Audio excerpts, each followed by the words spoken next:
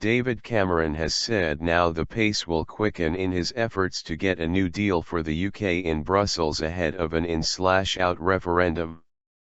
The Prime Minister denied failing to be clear about what he wants, saying talks with Northern European leaders in Iceland had gone well. He said would be revealing full details of his demands early next month. Estonia and Finland's leaders say Mr. Cameron has so far failed to provide concrete proposals. Cameron's demands. Mr. Cameron has yet to show his hand publicly but bowed to pressure from other EU leaders earlier this month by pledging to set out full details of his renegotiation demands in a letter to European Council President Donald Tusk in early November.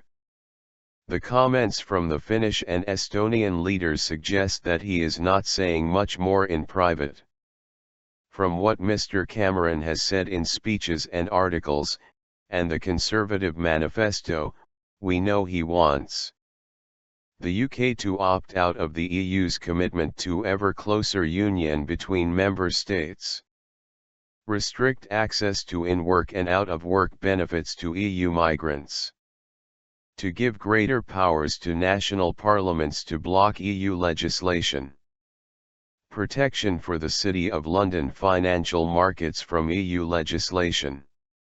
He also wants to free business from what he sees as red tape and excessive interference from Brussels and provide access to new markets through turbocharging free trade deals with America and Asia. What the PM has been saying in Iceland.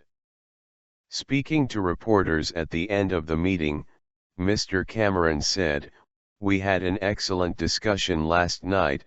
Obviously we were covering other subjects like Syria and refugees and Ukraine, but we also discussed the British renegotiation and I would argue it is going well."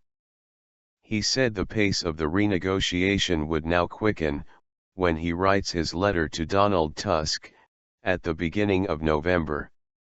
Asked whether Britain was better off out or in the EU, he said, "There's a debate about Britain's membership of the European Union, that's why we're having a referendum and people will be able to listen to all of the advice and all of the positions that they hear before they make up their mind. My job as Prime Minister is to get the best deal for Britain in Europe, to make sure we have the best of both worlds. And so that's what I'm doing by setting out very clearly the things that needs to change, on sovereignty, on competitiveness, on fairness between Euro-ins and out, on migration and welfare. I've been very consistent." Estonian Prime Minister Taavi Rõivas told BBC political editor Laura Kensberg he had talked about directions with the UK but had yet to focus on detail. Finnish Prime Minister Juha Sipilä said, "When you have a concrete proposal, I think that Finland and other Nordic countries, we are very open to finding a solution for that. Both countries want the UK to stay in the EU. If Britain left the EU, it would have to negotiate a trade deal with the EU and other major trading blocs. Out campaigners say Britain could strike its own deal, tailored to the needs of the country. There are a number of precedents. The Norwegian model: Britain leaves the EU and joins the European Economic Area, giving it access to the single market, with the exception of some financial services, but freeing it from EU rules on agriculture, fisheries, justice, and home affairs. The Swiss model: Britain emulates Switzerland, which is not a member of the EU but negotiates trade treaties on a sector-by-sector basis. The Turkish model: the UK could enter into a customs union with the EU, allowing access to the free market in manufactured goods but not financial services. Alternatively, the UK could seek to negotiate a comprehensive free trade agreement with the EU, similar to the Swiss model but with better access for financial services and more say over how rules and standards are implemented. The UK could make a clean break with the EU, relying on its membership of the World Trade Organization as a basis for trade. Foreign Secretary Philip Hammond is understood to have run the idea of associate membership of the EU, formalizing the two-speed Europe that is already taking shape, past other governments, according to the BBC's Mark Mardle. UKIP leader Nigel Farage has responded to Mr Cameron's claim that Norway and Iceland were not models the UK should follow, saying both have thrived outside the EU.